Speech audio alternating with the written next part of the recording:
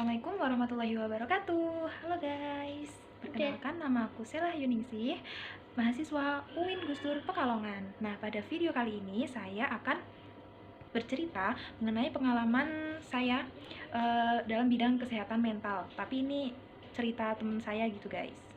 Stay tune. Oke, langsung saja. Jadi guys, saya itu punya teman, sebut saja dia Pak Ijo. Nah, saya sudah mengenal Pak Ijo ini kurang lebih 9 tahun.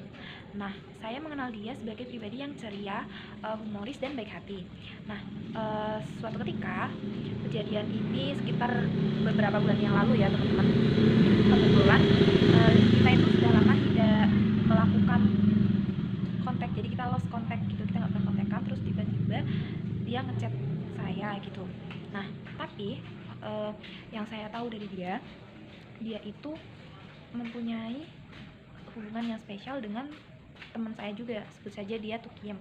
Nah, si Pak Ijo sama Tukiem ini sudah menjalin hubungan yang spesial selama kurang lebih 3 tahun gitu. Nah, yang saya akan ceritakan ini, si Pak Ijo itu mengalami depresi ringan dan stres berat kalau menurut saya. Nah, pada saat dia WA saya itu, dia curhat mengenai hubungannya bersama Tukiem yang sudah tidak bisa dilanjutkan lagi gitu. Maksudnya berarti dia curhat kalau si Tukiem ini baru saja mengakhiri hubungan mereka gitu. Nah, yang saya tahu beberapa minggu sebelum si Pak Ijo curhat ini, Tukiem juga sempat cerita ke saya kalau si hubungan si Tukiem dan Pak Ijo itu toxic, jadi toxic relationship gitu. Nah, si Pak Ijo, si Tukiem bilang ke saya kalau dia itu ingin segera mengakhiri hubungan mereka. Nah, kita fokus ke permasalahan Pak Ijo ya guys.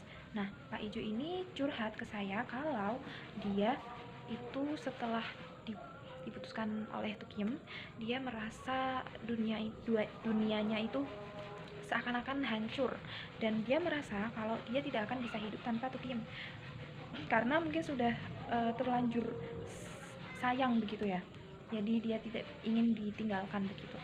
Nah, terlepas dari permasalahan mereka itu, yang saya tangkap si Pak Ijo ini belum bisa menerima keadaan dia, bahwa dia sudah tidak ada hubungan lagi dengan Tukiem.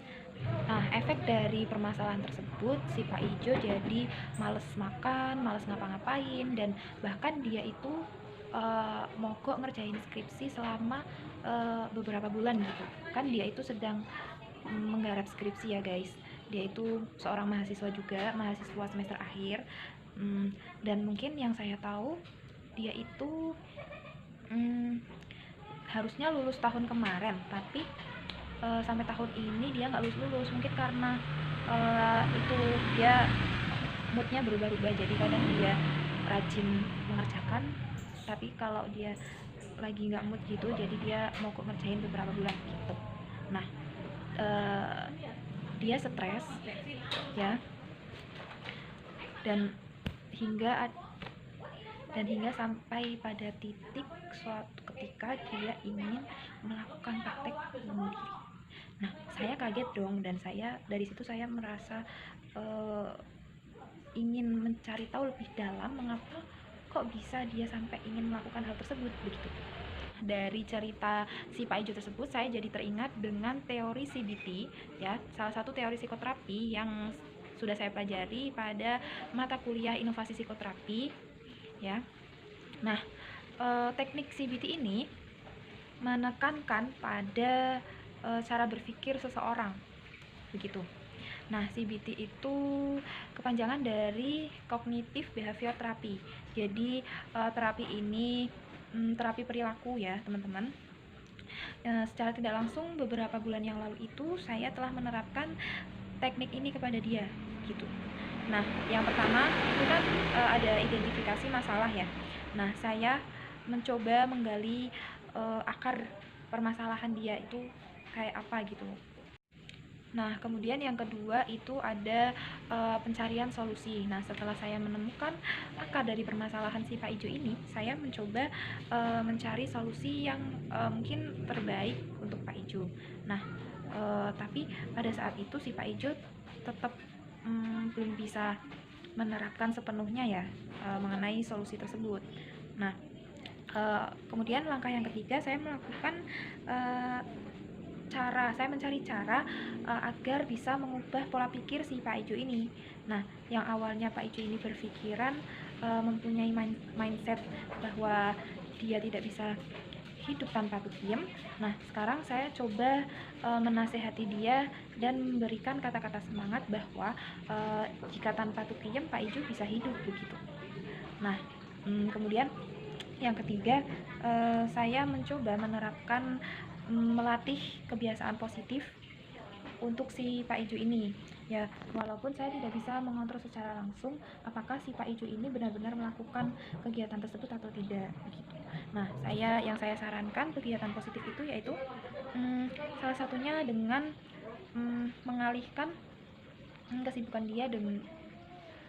kesibukan dia bersama teman-temannya. Jadi saya menyarankan dia untuk tidak sering-sering menyendiri. Saya menyarankan dia untuk aktif berorganisasi, baik itu di kampus maupun di rumah.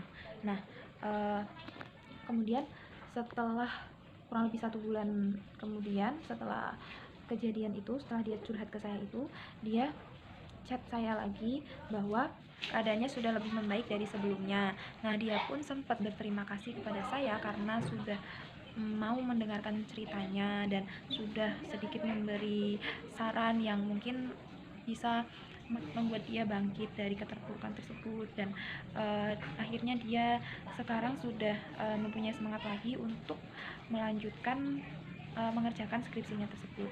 Ya, menurut saya mungkin belum bisa sepenuhnya dia untuk melupakan si tukiem, tapi setidaknya dia sudah bisa keluar dari zona keterpurukan yang membuat dia ingin mengakhiri hidupnya tersebut.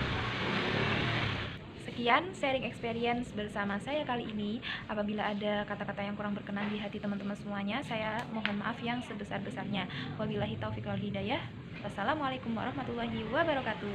See you to the next video. Bye bye.